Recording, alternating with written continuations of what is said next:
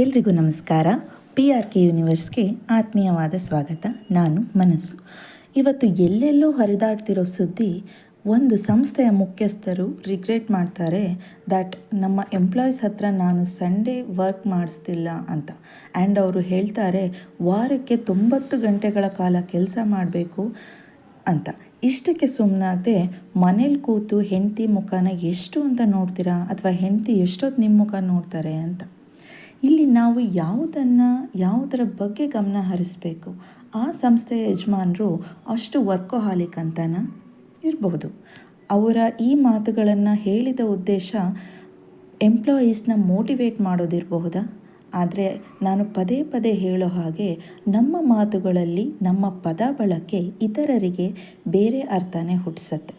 ನಾವು ಅಷ್ಟು ಜವಾಬ್ದಾರಿಯುತ ಸ್ಥಾನದಲ್ಲಿದ್ದಾಗ ನಮ್ಮನ್ನು ಸಾವಿರಾರು ಲಕ್ಷಾಂತರ ಜನರು ರೋಲ್ ಮಾಡೆಲ್ ಆಗಿ ನೋಡ್ತಿರ್ತಾರೆ. ಹಾಗಿದ್ದಾಗ ನಾವು ನಡೆಯೋ ಪ್ರತಿ ಹೆಜ್ಜೆನೂ ಫಾಲೋ ಮಾಡ್ತಿರ್ತಾರೆ. ಅದರ ಪರಿಣಾಮನೇ ಇದು. ಇನ್ನು ಅವರು ಹೇಳಿರೋ ಆ ಮಾತುಗಳನ್ನು ಅವಲೋಕಿಸೋದಾದರೆ, 90 ಗಂಟೆಗಳು ಒಂದು ವಾರಕ್ಕೆ ಒಬ್ಬ ವ್ಯಕ್ತಿ ತನ್ನ ಕೆಲಸದಲ್ಲಿ ತೊಡಗಿಸ್ಕೊಳ್ಳೋಕ್ಕೆ ಸಾಧ್ಯನಾ? ಈಗಲೂ ಏನು ಕಡಿಮೆ ಇಲ್ಲ. ದೊಡ್ಡ ದೊಡ್ಡ ಸಿಟಿಗಳಲ್ಲಿ ಕೆಲಸ ಮಾಡೋರು ತಾವಿರೋ ಜಾಗದಿಂದ ಕಂಪ್ನಿಗೆ ಹೋಗಬೇಕು ಅಂದರೆ ಗಂಟೆಗಟ್ಟಲೆ ಟ್ರಾಫಿಕ್ ಮಧ್ಯೆ ಬಸ್, ಟ್ರೈನ್, ಆಟೋ, ಟ್ಯಾಕ್ಸಿ ಹೀಗೆ ತಮಗೆ ಅನುಕೂಲವಾದ ರೀತಿಯಲ್ಲಿ ಪ್ರಯಾಣ ಮಾಡ್ತಾರೆ. ಅಲ್ಲಿಗೆ ದಿನಕ್ಕೆ 10ರಿಂದ 12 ಗಂಟೆಗಳ ಕಾಲ ಅವರು ಕೆಲಸಕ್ಕೆ ಮುಡಿಪಿಟ್ಟ ಹಾಗೆ ಆಗುತ್ತೆ. ಇದು ಕಡಿಮೆನಾ? ಇನ್ನು ನಮ್ಮ ಭಾರತದಂತಹ ದೇಶದಲ್ಲಿ ಬಡತನ ರೇಖೆಗಿಂತ ಒಳಗಿರುವವರು ಹಾಗೂ ಮಧ್ಯಮ ವರ್ಗದ ಕುಟುಂಬದವರೇ ಹೆಚ್ಚಾಗಿ ಇರೋದ್ರಿಂದ ನಮ್ಮ ಪ್ರಯಾರಿಟಿಗಳು ಬೇರೆಯೇ ಇರುತ್ತೆ. ದಯವಿಟ್ಟು ಅದನ್ನು ಜನರಲೈಸ್ ಮಾಡಬಾರ್ದು. ನಮ್ಮಲ್ಲಿ ಕುಟುಂಬಕ್ಕೆ, ಸಂಬಂಧಗಳಿಗೆ ಇರೋ ಪ್ರಯಾರಿಟಿ ಮೊದಲನೇದಾಗಿರುತ್ತೆ. ನಮ್ಮಲ್ಲಿ ಕೆಲಸ ಮುಗಿಸಿ ಬರಬೇಕಾದ್ರೆ ಮನೆಗೆ ಅಡುಗೆ ಸಾಮಾನು, ತರಕಾರಿ ತರೋರು ಇರ್ತಾರೆ, ಊಟ ತರೋರು ಇರ್ತಾರೆ, ಮೆಡಿಸಿನ್ ತರೋರು ಇರ್ತಾರೆ.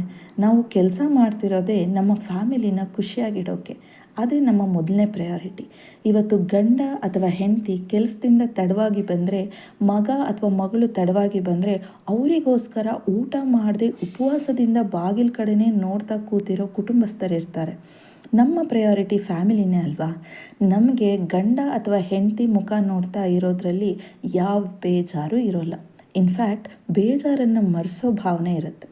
ಇನ್ನು ಮನೆಯಲ್ಲಿ ಹೆಂಡತಿ ಮುಖ ಎಷ್ಟೊತ್ತು ನೋಡ್ತೀರಾ ಅಂದರೆ, ಬರೀ ಗಂಡು ಮಕ್ಕಳು ಮಾತ್ರ ಕೆಲಸಕ್ಕೆ ಹೋಗ್ತಿರೋದಾ? ಅವರು ಮಾತ್ರ ಎಂಪ್ಲಾಯೀಸಾ? ಹೆಣ್ಮಕ್ಳು ಕೂಡ ಈಗ ಸಮಾನವಾಗಿ ಹೊರಗೆ ವರ್ಕ್ ಮಾಡ್ತಾ ಇದ್ದಾರೆ. ಇವರು ಇನ್ನೂ ಹೆಣ್ಮಕ್ಳನ್ನ ಎಂಪ್ಲಾಯೀಸ್ ಅಂತ ಕನ್ಸಿಡರ್ ಮಾಡಿಲ್ವಾ? ಓಕೆ, ಈಗ ಹೆಚ್ಚು ಗಂಟೆ ಕೆಲಸ ಮಾಡಿದ್ರೆ ಪ್ರೊಡಕ್ಟಿವಿಟಿ ಇರುತ್ತಾ ಅನ್ನೋದು ಯೋಚಿಸ್ಬೇಕಲ್ವಾ?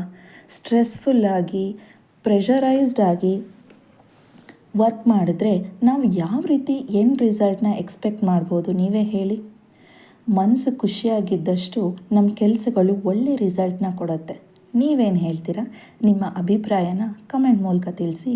ಹಾಗೆ ಚಾನೆಲ್ನ ಸಬ್ಸ್ಕ್ರೈಬ್ ಮಾಡೋದನ್ನ ಮರಿಬೇಡಿ. Take care. Bye. Signing off ಮನಸ್ಸು.